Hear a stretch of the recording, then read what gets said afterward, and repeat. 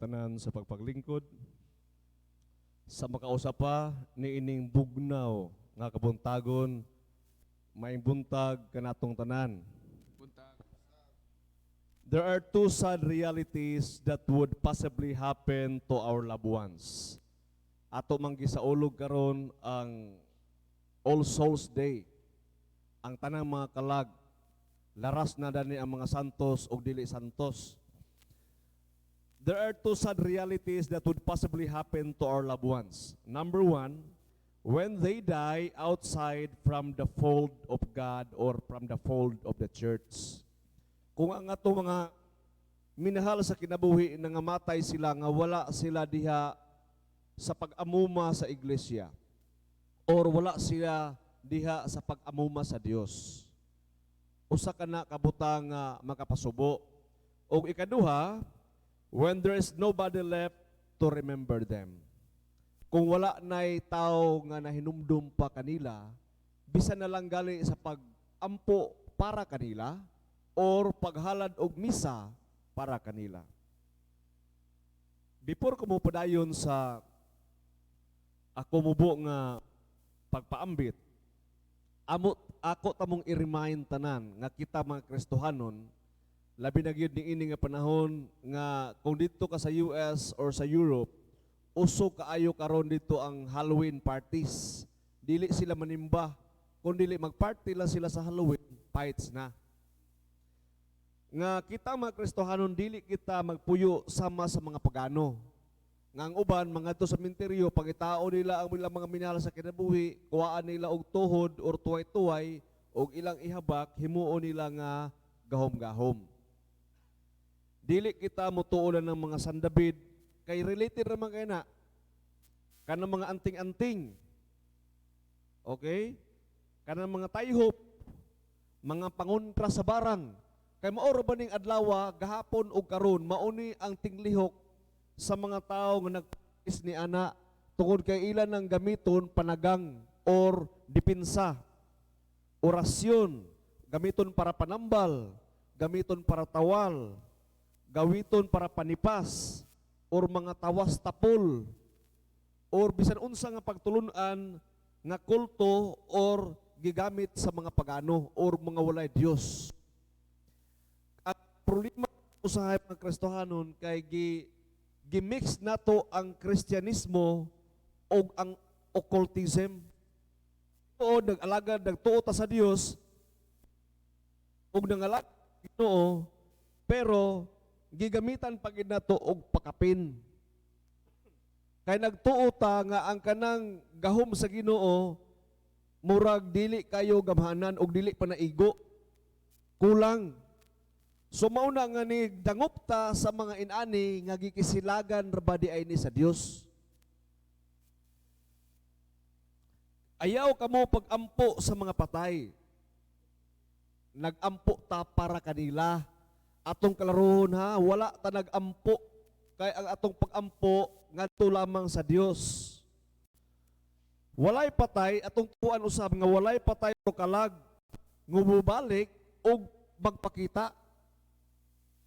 Dugay na nga, kung dili sila makakuan, misa, di sila makani sa atong misa, dito lang sa balay. Huwag to kuno sa balay ang patay. Ningon sa Corinthians chapter 11, that even Satan disguised himself as the angel of light. Bantayunon kay maigsuon nga moingon ta nga nagpakita rato akong lulo nako, nakikistorya nako. Ug ako gisya kita. And most of them are evil or demon and they disguise as the angel of light. That even Satan just to deceive us. Munang bantayunon kaayo. Dayon, reminders usab nga kita mga Kristohanon dili ta mag-celebrate sa Halloween. Kung tanaw nimo ang istorya sa Halloween, saint ni nga ilang ginahallowed, meaning nag-celebrate sila sa Eve of the All Saints. Pero liturgical ni sa church, nga before lugar ta sa day gyud nga mag-celebrate ta na Eve na ana. Nga atong i-celebrate ang mga santos Unya kato mga santos bukod sa una kay naay mga santos nga mostly sa mga santos giputlag ulo. Unya mga pari. So makita ka kaning Halloween ilang si Satan man God ganahan na siya magbikil-bikil. So ang uban nga mga santos tungod kay giputlan silang ulo, unya naay uban nga mga karaan way back mga century, ilang gina-imitate nga para ma-portray nga kini mao ni si San Pedro. Ginansang sa cross, uban pa tong mga santos nga nagpatiwar gi-crucified upside down. That was Peter. Ang uban ng mga santos gibihiden, giputlag liog. So ang uban medyo creepy tan-aon kay naay mga santos nga i-portray nila nga way ulo, nagulit sa iyang ulo, di ba nga naglakaw, inana. Just to remind. Pero kini nga mga celebration, it was done with letter G o wala never sila nag-celebrate katong mga creepy kaayo sama sa ginabuhat sa mga pagano o sama ginabuhat sa uban. Nay usa ka matawag gid siya nga chief satanist. Usa siya ka satanist sa California. Iyon siya nga kana kunong panahon sa Halloween, diha gid kuno mukiat ang mga demonyo or ang mga yawa or ang mga okultista. Diha kuno sila ma-empowered og maayo. In fact sa una mukas sila og spell, maghatag silang tungol. During sa Halloween celebration, naay candy ilang ina-distribute panghatagan ng mga kuan, example magsayna sila og ghost or Dracula or zombie, manghatag sila candy. Og kanang candy diha sila mosulod kay ilan nang ginaampuan para magkaroon sila og hold sa mga tao sa kahayag. We have to be careful. Ningon ang Bible, Ephesians chapter 5, carefully determine what pleases to God. Take no part in the worthless deeds of the evil and darkness. Instead, expose them. It is shameful even to talk about things that ungodly people do in secret, but their evil intention will be exposed when the light shines on them. Light makes everything visible. So again, nagaingon sa first part, be careful to determine what pleases the Lord. Kung kana ang atong ginabuhat nga pagsulob og costume ni Dracula, paghimo nato og butang-buta og mga dugo sa atong baba, pagbutang og sungay, mga tango, unya mahadlok ang mga tao, the question, makapahimaya ba na sa Dios? Is it edifying our faith? Makahatag ba na siya og kahimsog sa atong pagtuo og sa atong kalag? Kung ang tubag dili, iya na sa yawa. Kay duhara ang gahom sa kalibutan maigsuon atong klarohon. The power of darkness and the power of light, and there is thing as the power in between or in the middle. Walay gahom nga naa sa tunga. Kung dili ka hakahayag, iya gina sa kangit-ngit. Kung dili na sa kangit-ngit, atong klarohon iya gina sa kahayag. Now, why are we praying for them sa atong mga labuhan? So why are we praying for them for the eternal repose of our loved ones? Ngano ato manginang ginaampo ang atong mga lulo, lula, auntie, mga mama or tanan nga members pamilya nga nangamatay na. Number one reason is because we love them. Tungod kay nahigugmata nila. Kamo mismo dili mo maka-imagine. Bisan pa og makaingon ta nga katuraba akong angkol kriminal, dautan tong tao. Ikaw mismo deep within you, tungod kay natay nature sa pagka-Dios nun, dili kita gusto nga sila malaglag og maimpierno. Mauna nga kita, we have our own biases, nga moingon kita nga ato gito siya sa langit.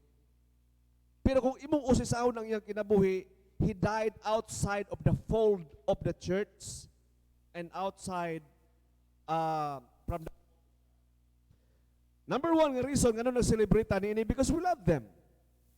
And number two is because we believe that they are not dead. Nagtuot nga dili sila patay. Patay sila sa atong mata kay di ba nato makita o nakita nato ilang lawas nga gilubong sa sementeryo o kung ato silang kaluton karon bukog na to sila. Pero may ingon ni Jesus ngadto ka Marta, I am the life and the resurrection. He who believes in me shall never die. Ingon siya Marta, ako ang pagkabanhaw. O ako ang kinabuhi o ang pagkabanhaw. ang nagtuo kanako dili gayud mamatay. That is Luke chapter 24. Kung balikan nato ang tradisyon, ngano ato maning gina-celebrate ang All Saints o ang All Souls Day. Mo point back ni siya ngadto sa dili na kayo ginagamit nga libro ni Macabeo or the Book of Maccabees. When our lives on earth have ended, we depend on the prayers of those still living here to continue to ask God to heal the result of sins in our lives. Maunang gina-emphasize dito kang Maccabees. Again, akong basahon. When our lives on earth have ended, kanang mahuman na ang atong kinabuhi, we depend on the prayers of those still living here to continue to ask God to heal the result of sin in our lives. Mga igsoon, I heard nga naiuban sa ato nga magpakita lang akong lulo ug lula sa ako, di ko mahadlok og igo na sa ako nga mapacify ang akong kamingaw. Akong papa, akong mama, akong anak nga niuna na kanako. Makita lang ako kaning murag mawala na gyud ang akong kamingaw sa dugay nga mga dekada o dugay nga panahon. My igsoon, let me tell you this. The only legal way to communicate the dead. Allah, communicate the dead. Wan mo na, Father, kaning occultism na. The only legal way nga makig-uban ka sa patay, kabalo mo unsa? Attend tag misa. Oh, ayaw dito sa sementeryo. Ayaw pag-ampo dito sa dakong cross. Or mag-orasyon ka, magluhod-luhod ka sa sementeryo, or ikaw ra isa. Attend tag misa. Kay diha panahon sa Eucharistia, ang mga loved ones nato, labi na gyud tong naa namatay diha sa kamot sa Ginoo, ang mga santos, the angels, the archangels, the saints in heaven will laud and magnify thy glorious name, evermore praising thee and saying, di ba? That is the legal way. More ng legal nga pamaagi nga dili ta ma-accuse nga occultism. That is why gi-encourage kita sa tong obispo nga dili pwede nga magpadala lang mo og mga ngalan. Magresita lang mo unya inyong agi murag doktor nga ang parmasya ray makasabot. Gitarong ba inyong sulat to ganina inyong mga kuan? Loved ones, narabay uban diya nga kuan. Basta makasulat lisod kay basahon. So, mao na nga dili pwede nga ngalan ra to ipadala uban ta nila. Kay nga naman, gusto magkahala, nahigugma magkata sa Dios o nahigugma magkata nila. The only legal way to be with them is pinaagi sa misa ug diha sa Eucharistia. Ang ato universal belief is this. We believe in the second coming. That is our universal belief. Either you are a Roman Catholic, either you are from the Protestant side or from born again, we believe in the second coming. According to John chapter 6, for it is my Father's will that all who see His Son and believe in Him shall have eternal life. I will raise them up at the last day. Muna atong gibasa gay na sa Ebanghelyo. And sa Hebrew chapter 9, and just as each person is destined to die once, and after that comes judgment. Maigsoon, kadaghanan sa ato, take tag vitamins, exercise, likay ta sa tambok, diet, para di ta mga matay. Mag-face mask, mag-face shield, mag-alcohol, para di sa ta mamatay. Pero kabalo ba mo nga na ay mga tao, there are people who are having deep communication with God or communion with God and so excited to die. Kabalo mo nga na mga tao karon nga excited na kaayo mamatay? Not in a negative way, pero mura ba og kung naamang galing siya pakikistoryahan nga excited siya, kung naamang galing siya makita nga excited na siya, ang iyang una-unawa na makalabaw kung makita niya ang Diyos.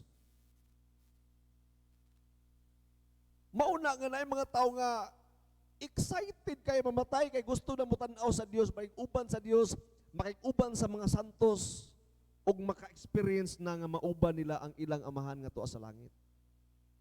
Pero kita, muna-muna kita sa ginawa na itong likay-likay, no? Hit up, hinay drive, hinay-hinay lang, di ba? Face mask, facial, tanan, buhaton na to para di pata mamatay. Mato ni Scott Hahn sa iyang libro, Hope to Die. Kani nga libro may igsuon, delikado ni kung wa kay Dios. Sa'yo ka mamatay na ka, o di wa kay Dios, magkarambulag yun ang imong kinabuhi. Pero kung naay Dios, relax ra kayo. Kaya nga naman, mga matay, bagay putang tanan. Unya, musayo ka dito graduate, bakita na di mo ang imong mga minahal sa kinabuhi, bakita di mo imong magbubuhat. That is why, dapat yun ready ka. Dapat yun andam ka. Kung nakadumdum ka sa Ebanghelyo, ni Ginoong Hesukristo mahitungod sa sulugoon, ingon siya na usa ka sulugoon nga, bulahan ang usa ka sulugoon nga nagtukaw siya sa pag-abot sa iyang agalon, nga sa pag-abot iyang giabrihan ang portahan. Okay? O iyang giabi-abi, iyang giatiman ang iyang agalon, ingon siya, kining sulugoon, mahimo ning in charge sa tanan niyang katigayunan. Apan alaot kunot tong sulugoon, nga naingon siya, dugay pa tumuabot si busing. Mag-inom-inom sa ko o maghubog-hubog og magkaon. Pangkulatahon ko ni akong kauban sa simbahan. Og ingon siya sa pag-abot sa agalon, nasakpan siya nga hangover og wala siya na expect nga maabot ang iyang agalon. Unsay buhaton, he will be cut off og ilabay siya ngadto sa gawas diin magkagot ang iyang ngipon. Naasad kunoy mga sulugoon nga wa sila nasayod, wala sila nakaandam sa pag-abot sa ilang agalon. Okay? Wa sila nakaandam sa pag-abot sa ilang agalon, pero wala kuno sila nag-abusar, wa sila nangulata. Okay, wa sila naghubog-hubog, wala po sila nagpabusog og maayo, nagpabusdik og maayo.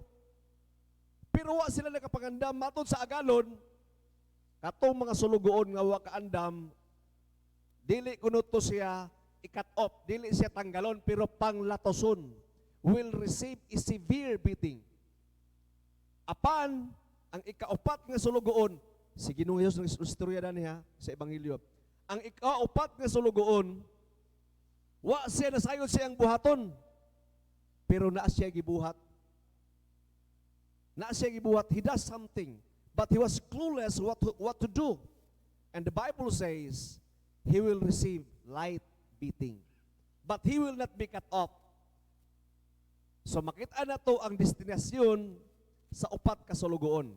Ang una nga sulugoon, nangandam, og ingon si Kristo, siya ang saligan nako sa tanang butang. Ang ikaduha nga sulugoon, dugay pa si busing moabot, naghubog-hubog, nagpabusog, og nangulata sa kauban. Unsay gibuhat? Ginatanggal, ginalabay ngadto sa makagot sa ngipon. Ikatulo nga sulugoon, wala nakapangandam, pero wala gilabay ngadto sa gawas, gilatos sa sakit, heavy beating. Og sa last nga sulugoon, naa siya gibuhat. Pero wa siya kabaloon sa iyang buhaton, pero na siya gibuhat tungod kay na siya instinct nga buhaton ang maayo. Latoson gyapon, pero light beating. So, tulo ang ginangatan. Ang isa, nagsilibrar, sulod nga to enter into master's joy. Ang isa, magkagot ang ngipon, o ang duha, dili sa maka-enters into master joys, kagipang latos. Kamoy na'y mag-decide kung unsay ipasabot ni ana. But it's not part of our dogma in our teaching sa ICCEC, but it's in the Bible. And lastly, from the book of Maccabees, it is a very powerful and very common prayer. Ingon diha, eternal rest grant unto them, O Lord, and let perpetual light shine. May their soul and the souls of all faithful departed, through the mercy of God, rest in peace. Palihog manindog.